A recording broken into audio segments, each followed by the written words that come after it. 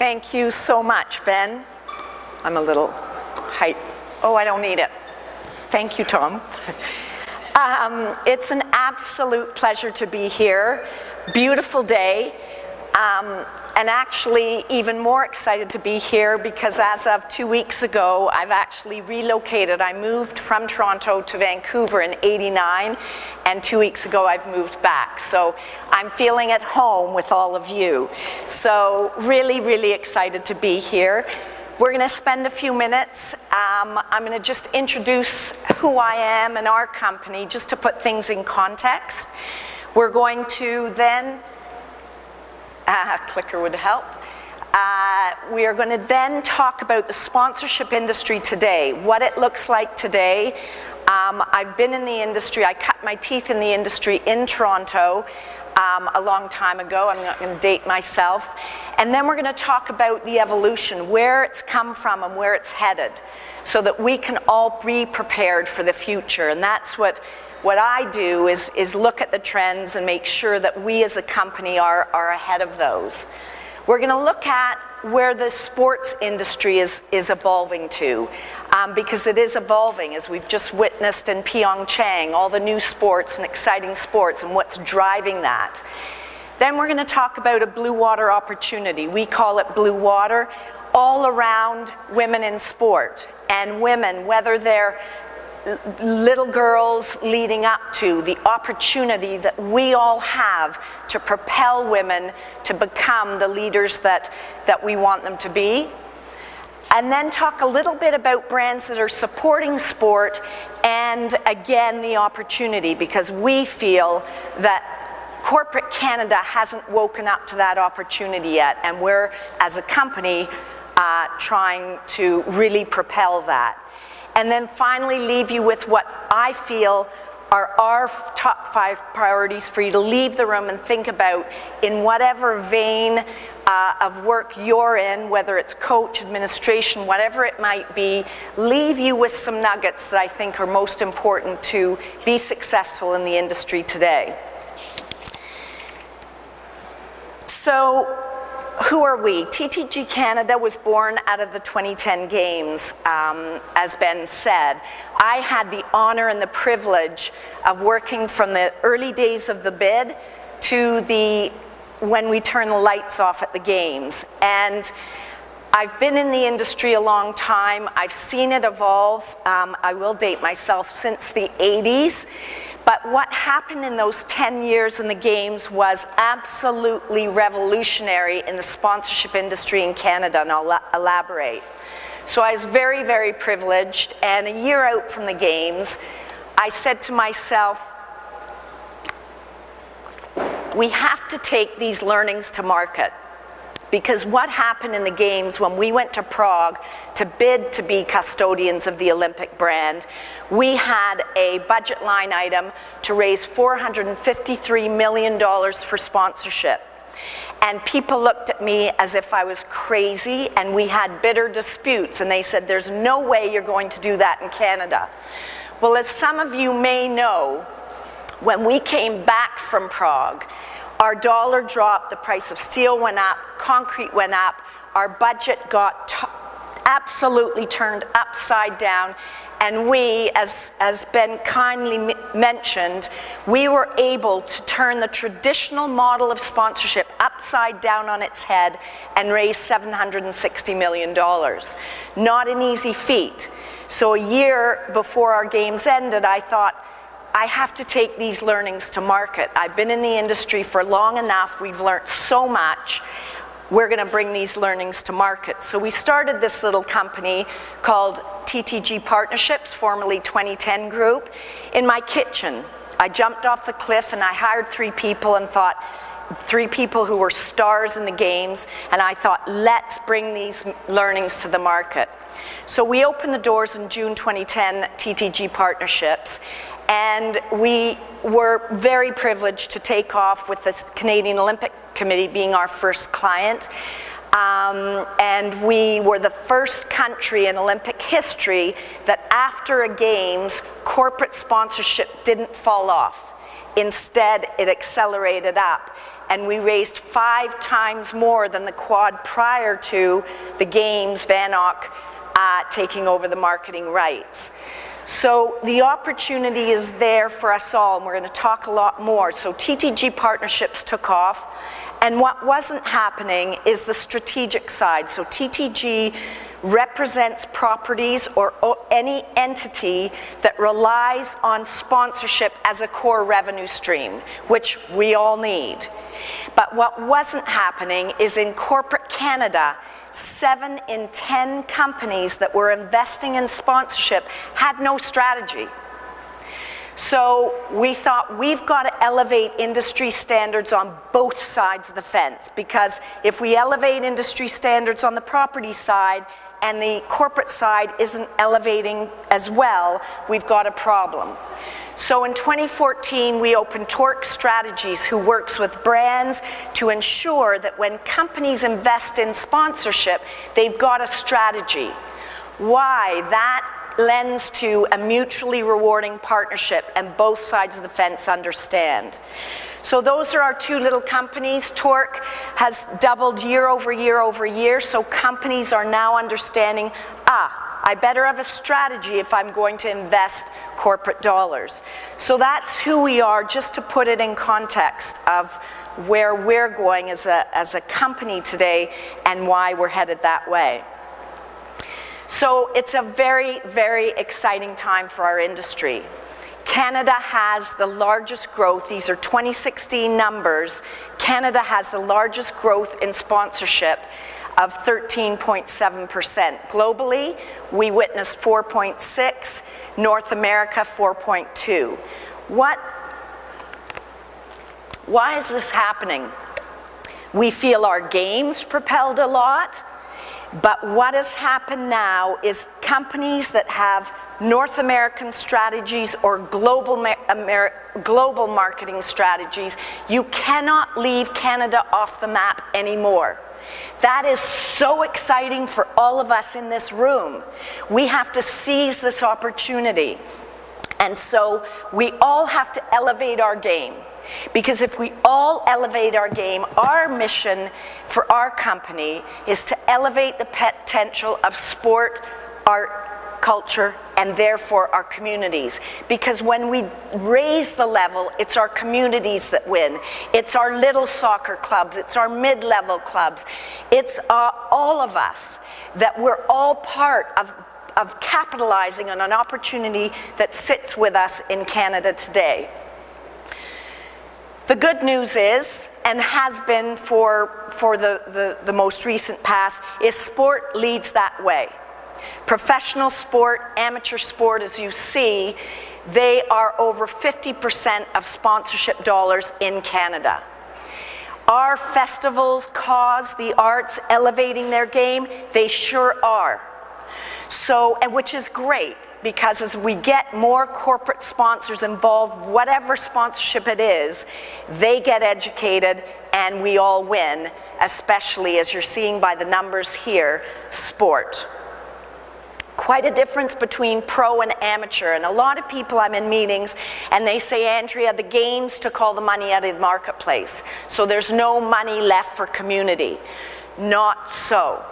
Not so. We've all got to realize we've got to elevate our game, be strategic in how we approach this industry, and therefore garner incremental dollars in the seats that we sit in. This is a really key slide, and apropos the comments that I've just made. Over 50% of sponsorship dollars are going to the provincial, regional, and community local levels. So to say that the money's being drawn out of the market and there's no dollars left for us, I'm going to challenge us all on that we can find community dollars, that we can find them, but we've got to do it as a team. And whether you're a coach, whether you're a ref, whether you're in administration, you're one team with your organization. And that has been something that we're recognizing we need to help educate that all the assets, and you're all assets, whatever seat you sit in, you are all assets in order to garner and optimize corporate dollars for your organization. Similarly, on the corporate side, corporations often sponsor, and it's a marketing manager that makes the decision. And that marketing manager is sitting there with a marketing hat on, but he hasn't thought about the rest of the company. And no longer are the days where you can go up to your board and say, we sponsored the Olympics and it felt really good. You've got to go to your board and say, we sponsored the Olympics, we paid $100 million, our objectives were A, B, C, and D, and the return on our investment and our objectives was this. So gone are those days. So we all have to be part of a team and build your assets in order to garner and optimize sponsorship dollars. Do not underestimate value in kind. You all can ask for value in kind. In fact, if I go back a few decades, sponsorship really started there. It's much easier for a company to garner VIK, value in kind dollars, whether that's hotel rooms, whether that's meals at wherever, whether that's airline tickets, whether that's your cell phones for your organization. It's far easier to do a deal and form a partnership if you're asking for VIK. Now, it can't all come from VIK because we need cash, but a third of VIK, a third of sponsorship dollars can come from VIK. Had we not taken our budget in the games and taken a fine-tooth comb and we removed anything that a company could supply, it was a huge number. And those value in kind services and or products, let's take telco for example. Telco, hundreds of millions of dollars went into our games, and that was provided to us. So we cannot underestimate the value of VIK. This is, if you're going to walk away with anything, I want you to walk away with the importance of service. Service is about people. And I believe people buy people. People buy people. People that when you form a partnership where there's trust, there's respect, there's honesty. When you get into a partnership with a brand that you understand what they're trying to achieve and you try just as hard and you care about them achieving their objectives as you do your own. And if you come into a partnership with like-minded vision and values, that they care about helping you, Soccer Ontario, whoever you are, about making sure you achieve your objectives, you better care that they're achieving theirs. The result of this is long-term rewarding, mutually rewarding relationships. And this is overlooked time and time and time again, especially on the property side. And we have, and that's why we're growing, is we're helping coach organization, whether it's sport, NSOs, PSOs, or arts organizations, is you've got to care. It was in the 80s. If I go back into the 80s, sponsorship was chairman's choice. What do I mean by that? Chairman cared about golf, so he wrote a check to golf. And they gave the check over, and Golf Canada, whoever, went off on their merry way, did their thing, boom, boom, easy. No interaction about business objectives, return on investment, because the industry hadn't evolved in that era. But the industry has evolved, and now we have to care that corporate Canada is going to, brand Canada is going to write checks when they know you care about servicing their objectives. The evolution of the industry's changing, and it's changing fast. Why? We've got Gen X, Gen Y, millennials, it's changing as quickly as a lot of industries are changing. And we've got to evolve with it. There were times, and I go back to the 80s, we went from chairman's choice to spots and dots. Sponsorship in the 90s was very much about, I'll sponsor, we'll get into a partnership, and I want 10 banners around the soccer pitch. And that was great. I get 10 banners. Those days are over. Are banners and spots and dots important? Yes, they're important, but they're important as one channel of an integrated strategy, and we'll talk a little bit more about that. But the reason I talk about activation is there's a lot of companies out there, again, without strategies, who pay their amount and think that the property is just going to deliver them the results. Not so. And when your organizations get involved in a partnership, you must care that they've got objectives behind it and that they're going to help propel you as an organization, because if they're not a true partner. So you want to know they care, and they care if they've got an activation plan, meaning my objectives are sales, employee recruitment retention strategy, brand awareness, whatever those are, they're going to activate against that, keeping what you're trying to achieve in their minds. What we are seeing, and you'll see the drop in 2012, we tried to assess this information, and we think that that was falling off of London. So you get the impact of the top global sponsors at Olympic Games or FIFA World Cups, that sort of thing elevates. So you see these sort of swings depending on global events that are in Canada, even not in Canada, that draw eyeballs. So we're bridging up again from 2014, and now companies, we're doing research again to say, okay, 5 years ago, 7 in 10 companies in Canada didn't have a strategy. What are we now? Are we seeing that ticker move? And we as a company feel very responsible.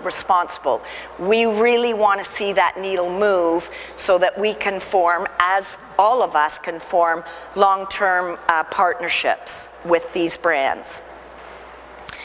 Branded content on the rise. You'll often hear people say content is king. It is king. It is king. But there's something that's more powerful that we're going to talk about. So you see here, advertising's got to swing up. Again, is that an impact of heading into Olympic Games, into Rio? So all these things, the point of this slide is I don't think that one of the observations coming out is advertising back on the rise. I think that there's some influences there. The point about this slide is to share with you that doing one of these channels is not going to get return on investment. That an integrated strategy that includes branded content, hosting hospitality, product sampling, all these things, again, based on the corporation's objectives, an integrated strategy is put together. But your return on investment will be multiplied significantly by an integrated strategy. What we're seeing here is the impact of these kinds of channel activity and activation on consumer behavior. And if we look at the first slide where they've got a digital social mobile strategy and the impact and the millions of Canadians that are influenced by those things, then add in sponsorship and experiential, the reach elevates that much further. And then if you do experiential sponsorship, digital, social, and integrated strategy, in other words, the more impact, the more people you're going to reach by an integrated, holistic strategy. And that's what we're coaching companies to do. So for you, in your the seat you sit in, to understand that is important.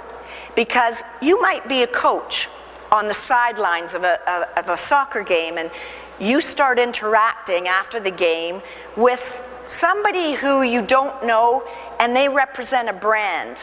And if you can speak with an educational voice about this stuff, you can do a deal on the side of the soccer pitch. We are all part of this. I go back to people by people. And if we all care, your organizations are going to be that much more successful. I talked about content being king, and content is king. But consumers are God. Consumers are God now. Content is very, very, very important. But 80% of consumers want to know that the companies out there and they're doing business with, they want them to improve the communities and care about the communities they're in. This is hugely positive for all of us that have community organizations, local organizations, provincial organizations. This is huge, and it's going to be a big influencer as the trends, these are part of the trends going forward, is if consumers expect brands to be penetrating into the communities and helping the communities in which they do business, we've got to seize that opportunity. So we might think that companies are way up there in professional sport and they don't really care about us down in the community. They do care, and they're caring more and more and more because of these stats that are coming to the fore. Consumers expect more from brands. They expect that the brands have a greater social purpose. CSR, corporate social responsibility, important for all of us to understand. They want to know that companies are going to fight injustice. They want to know that that companies, businesses are as responsible as government in driving social change. And these are valuable to us as organizations, because if you understand that and you can wrap that piece into what your offering is, your revenues will be exponential. And they want their favorite brands to play a bigger role in solving social problems. And we're seeing this. This is not new news to you, but it's important you understand this because it increases our opportunity to garner incremental revenue dollars. I repeated this slide. I don't usually do it, but this trend is not going away.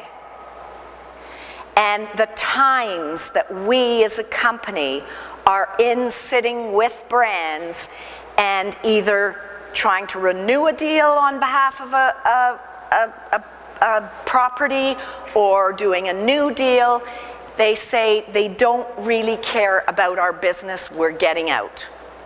We can't afford to have that happen. None of us can. It does a disservice to us all. So we try very hard to say to these companies, give these properties another chance. They are learning. The sponsorship industry is evolving. But if we can start with a basis of excellence, and that you are as indeed want that company to benefit as much as you're benefiting from their corporate dollars, we all win. And I believe that we as an industry are on the cusp of this kind of opportunity if we seize it. And we're doing our level best, again, to elevate industry on both sides of the fence, but we're all part and parcel of that solution. So where's the sports industry going? Those of you, I'm sure a lot of you watched all the games recently, so exciting. They were games, and Rio too. I found this games saw where sport is going, and that's to these new extreme sports. You saw use the ski cross, all these new sports that are coming. And the IOC, as you've seen over the years, if I go back to Salt Lake, not that far, they were just starting to say, okay, millennials, Gen Xers, Gen Yers, we're losing broadcast, we're losing reach. What are we doing? We can't be old, staid, and grayed. We've got to change. So you're now seeing the IOC switch sports in and out so that they are capturing audience of all demographics. We need to understand this because when we're creating our events, what can we do to make our events a little more exciting? Not that I'm suggesting that soccer go, over a cliff, then change. I'll explain what I'm talking about at the end of this slide. But we see Red Bull Crash events, Tough Mudder, all these events that are calling and are very popular to millennials because there are corporate dollars. Corporations are continuing to say to us, Andrea, how do we best reach millennials? So this is a trend that it doesn't mean we change as a sport, but what do we do to garner incremental dollars, but being mindful that this is happening. The other trend we're seeing is participation events continue to rise. And this is all about community. This is about communities coming, families coming. We've seen a bit of a 360 coming back in terms of participatory events, and they're getting more and more, which is positive for all of us. And sporting events becoming more festival-like. This is a big one. I don't know how many are you familiar with Rugby Sevens. Rugby Sevens started in Hong Kong decades ago, and it started as a 1.5-day rugby event. And over the years, it's evolved and evolved and evolved and evolved, and it's now a 1-week festival with the core being Rugby Sevens for 2 days. Vancouver was awarded a rugby stop on the Sevens tour. There's 10 stops on the tour. And on behalf of Rugby Canada, we bid for a stop on the tour 6 years ago now, and we won, and you win a quad 4. Next weekend is our 3rd year of a 4-year award.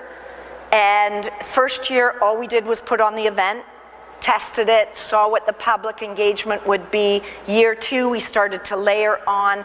This year, we've got Rugby Sevens House, we've got festival activities. We continue to layer on. So in your thinking about where your organization's going, it doesn't have to actually be your sport because you've got your soccer team, whatever it is. You can layer on activities, which what does that do? It creates more tangible assets in order for you to monetize a larger partnership deal. Blue water opportunity. Female athletes. We, going into Rio, as we headed into Rio, and we saw the athletes going into Rio, we as a company thought, okay, the majority lion's share, and I don't think this is going to be surprising to anybody, of corporate dollars go into male sports. This is going to change. So get ready, and it's exciting. We don't want to take the money away from males to go to females, but we want to rise the tides on both sides of the fence. Indicators are, so going into Rio, we thought, okay, we've got to do some research and ask Canadians what they think about females and the opportunity. So we did some pre-games research, we did some post-games research, and I'm going to share it with you. And all the reasons why we spent the money to do the research have come to the fore. Last week, a couple of days ago, I was at the UBC Athletic Banquet in Vancouver, and they announced a blue and gold capital campaign because the amount of corporate support going into women's sport at UBC was itsy-bitsy compared to men. UBC, bold, courageous decision. They are raising $100 million to elevate and put against women's sport so that they can provide as many scholarships for women as they do for men. This is huge for men and women alike. We're just rising the tide to be better all around. Or what we're going to do is we feel we're going to elevate corporate dollars in corporate Canada for our properties, and we have to consider female athletes as an equation. Penny. Who doesn't know Penny? And what does she do to inspire these young kids? She is a powerful, powerful, powerful person in Canada, and she's one of many that are going to help us keep girls in sport. I used to teach, I used to be a high school phys ed teacher, Philemon Wright High School in Hull, Quebec, huge regional high school. And I coached a lot of their teams, and I was also actually the school nurse. It was a fabulous experience. And my grade 8 and 9s, 50% would drop off, would quit sport at puberty. And it killed me.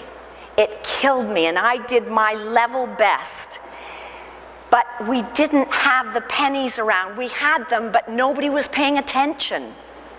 Now Canada's paying attention, and our instincts to do this research came true. 72% of Canadian women find Penny inspiring. There was the figure skater, name's going to escape me. Anyway, she sat on the sidelines in 2010. She got on the ice in Pyeongchang and talked about that propelled her, that gave her her dream to keep going in sport. So we have got to capitalize on this at this time, all of us. Who inspires Canadians? We didn't ask male or female. Do you think 5 years ago there would have been a woman amongst 6 men? It just wouldn't have happened. So there's an opportunity for all of us to capitalize on elevating the game of women's sport and therefore garnering incremental corporate dollars for all our organizations. Christine Sinclair. We're doing a lot of work with Christine right now with her company IS4, with Diane and Katrina and Rianne. And they're doing amazing things to inspire young women to stay in sport. And they're being watched by corporate Canada.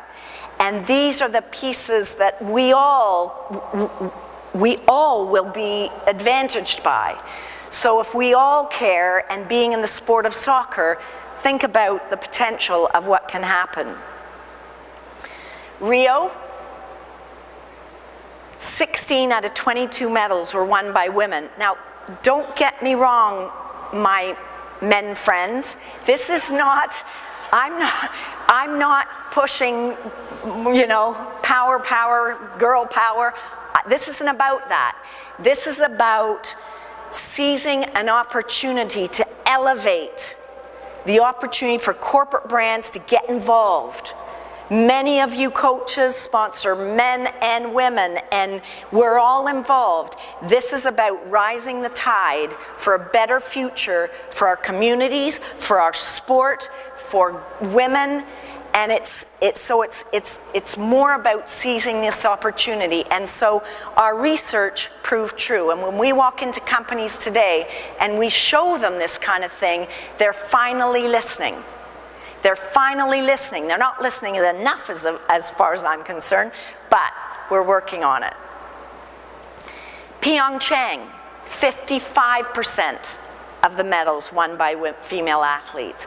It's changing, and it's positive for all of us. So we've got to jump on and look at this trend and say, where can we capitalize on the opportunity?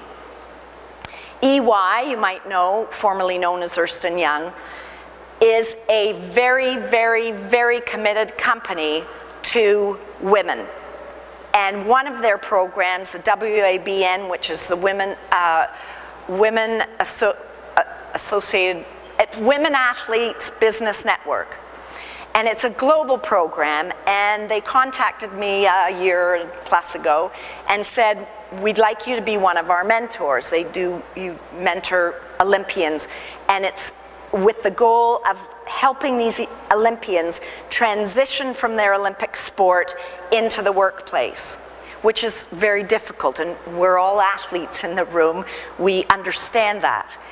And I got the opportunity to mentor Rianne Wilkinson, and I've had an amazing year with her, and I continue to mentor her, not on this program. But what E&Y's research, and we've been working with them, they've put out an article, and I will send Con a link, but what it talks about is females who have been athletes are more successful as entrepreneurs and are more successful business leaders for all the reasons, and I don't have to explain what those mean because we've all been in sport, we are in sport, but their research is absolutely riveting. And so when you connect all these dots of corporate Canada engagement, of what our women are doing in sport today, if we connect all these dots, the tides will absolutely rise for our collective opportunity in sport, and specifically in soccer. Brands supporting female sport. These are brands, and there's not enough as far as I'm concerned, but we're working on it. But these brands are doing an unbelievable job in terms of supporting sport. P&G, the Mums campaign. Probably, is there anybody in the room? No, I won't. I'm sure you've all seen the Mums campaign. Absolutely fabulous. And Stephanie Labbe, who is now standing up because P&G's support of her, and it's under their Always brand, she has developed #LikeAGirl, and she's proud of it, and she is inspiring so many young women. But this is what happens, and I've got goosebumps. I talk about this stuff all the time. I've got goosebumps when I think of what she is doing to inspire these young girls. We all have to be part of this inspiration model, and helping the Stephanies and the Christinas and the people in our sports who are inspiring these young girls, because that is going to, one, get more than 50% of these girls dropping out of sport, but two, get the success we've witnessed in Rio and Pyeongchang, and three, garner more corporate dollars into sport in Canada. And ultimately, that's what we're all trying to do. Christine, again, you know, Canadian Tire is an amazing company who wants to make Canada a better place through sport. And they are committed, sure, they're committed at the Olympic level, but they're not just committed at the Olympic level. They are committed, obviously, to the Canadian Olympic team. In fact, that's one of my proudest moments was doing that Canadian Tire COC deal. But what's beautiful about Canadian Tire is they are supporting everything from Olympic caliber athletes right down to the grassroots, as you see here, and bringing on the Christine Sinclairs of the world to inspire these young kids. Canadian Tire is such a committed company to sport, but it's all about purpose. Whether it's their Jumpstart program, but it's purpose driven. And when you get a company and you educate them about how to be purpose driven, they make the best partners ever. Don't think that they don't garner sales, but they don't put sales before purpose. They put purpose before sales, and the sales follow. This is the way we are trying to create partnerships with all the people we work with, but very important for you to keep in mind in the seat you sit in. Brooke Henderson and BioSteel. BioSteel had not done many deals, and now this is a very compelling program where Brooke is going in and inspiring inspiring young people, but also obviously an advocate at the LPGA level. Nike, I don't have to say anymore, always been, always will be a huge advocate for women's sport. But there's lots of Nikes, right? There's other brands, and they're all there, and they're all looking for opportunity. And don't ever underestimate the value, and the risk of being repetitive, that these companies, when they're purpose-driven, they cannot ignore community sport. They cannot ignore. So we've got to get out there and seize the opportunities to optimize the revenue potential of all your organizations. So I'm going to leave you with a few thoughts, and then we are going to open it up for Q&A. These thoughts are for us to think about, and if you take anything away, take these away, and they might be more applicable to some than others, but in the industry that we're talking about, i.e. sponsorship, they are simple. They are simple. I'm not big at complicating things. People buy people. Number one, where are you headed as an organization? Have a vision. The power of a vision and values, I cannot tell you what that means to a brand sitting across the table. When we came out with the games, and we had to raise what I thought was $453 million in sponsorship that turned out to be $760, we thought, how are we going to do this? So we came out with this vision, as some of you might know, that we were going to walk the Olympic spirit through every house and home in Canada. And we were going to engage and inspire a nation. People thought we had 10 heads. Andrea, John, and you're going to hear John speak tomorrow. I hope he doesn't tell you the same story. He is amazing, by the way. He's the leader of all leaders, and I attribute my learning of this first bullet point to John himself. His vision was big, bold. Our vision, but led by John, big, bold, courageous. And people looked at us and said, you are crazy. A country the size of Canada, are you nuts?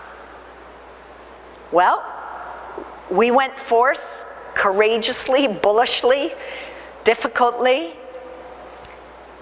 Had we not had that vision of inspiring a nation to be better at the end than we first touched it, we would never, ever, ever have raised $760 million. Because the Bells and the RBCs and all our partners that came on board, what was their vision? Did they want to talk to just BC, Western Canada? No. They're based here. They need to talk to people from coast to coast to coast, and that's what we were doing. Get in bed, form partnerships with, with like-minded vision and values. And I think I said it earlier. If you have like-minded vision and values, you both achieve your objectives, you both help each other achieve your objectives. We had one scenario in the games where we were sitting across from the table from a potential sponsor, and we saw a disconnect in how we worked and they worked. And our values were absolutely at our core. Absolutely at our core. We never drifted off our values. And there was a disconnect. And we walked away from $3 million. And people went, ah. And I went, ah. But at the end of the day, you will only be as good as the company you keep. You will only be as good as the company you keep. And never forget it. People buy people. So I want to stress, if you walk away from something with one thing today, it's the power of a clear vision with associated values. Have it for your organization. Know that not only you know that vision, but every single person in your organization has that same consistent vision. How often do we walk into companies and they have their vision up on in the lobby, and if you walk around and talk to employees, they have no idea what that vision is? Really, really critical for both brands and properties alike. This second point goes under that, and I said it earlier, is understand partner objectives. If you understand what they're trying to achieve, as I said earlier, you will help them to achieve it. And do care. Walk your talk. Not lip service, true caring that they are achieving their objectives. They'll be there ready to renew their agreement with you if they know you care. Fully assess both your qualitative and your quantitative assets and opportunities. This is my point about one team. Whether you're a coach, whether you're a ref, whether you're in administration, you are an asset to the organization. And all too often, that is overlooked. I'm going to take an example. John Herdman. Huge asset. But many times we have teams that they don't think the coach can be an asset in terms of getting across the finish line with a corporate partner. Use your all-important, be part of it. Be part of it. And your organization will be better for it. So oftentimes on this third bullet point, we go into properties and we talk about what their assets are, and they say they're 1 to 10. And what we do is we go, okay, let's look if there's any stones of opportunity that are not being turned over. Look at your organization and make sure that you are turning every opportunity of a qualitative or quantitative asset and bring it to the fore, because you never know what's going to make a company tick. And the other thing on this point, if you're sitting across from a brand trying to do a deal and they say, well, you know what, this is really important to us. Don't say, we don't have that. Figure out how to provide that. Get creative. Get out of the box. Okay, this is where our industry is going. It's beyond spots and dots and banners. It's about creative, innovative thinking in this world that's going very quickly. Ensure an integrated strategic approach. I talked about this, I won't go on, but it is powerful, and if you understand that, then the corporation will understand that too. And my last, this is a motto that the day I opened the doors of my first business, and I'd say to our staff, to all of us, excellence is not an ideal to strive for, but an expectation to be met. Corporate Canada wants to see that. You want to see that. We want to see that. Sport provides a massive opportunity for us, for our communities, for our kids.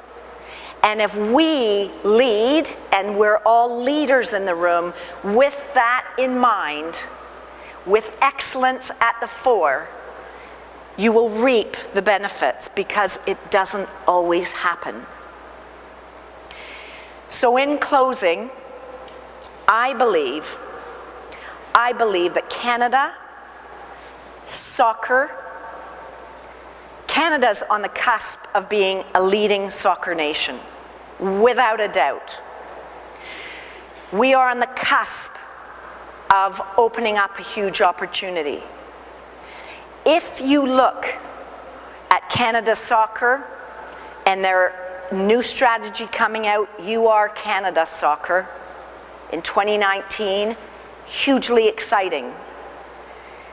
If we look at the success of the FIFA World Cup in 2015 and what that did for us as a country in terms of hosting ability and garnering attention on the global world. Back-to-back Olympic bronze medals, possible host of the 2026 World Cup. You are on the cusp of a very, very, very exciting time. What I want you to walk away with is thinking about the role you play and how you are going to play your part in elevating soccer for the kids of tomorrow and for today. Thank you so much.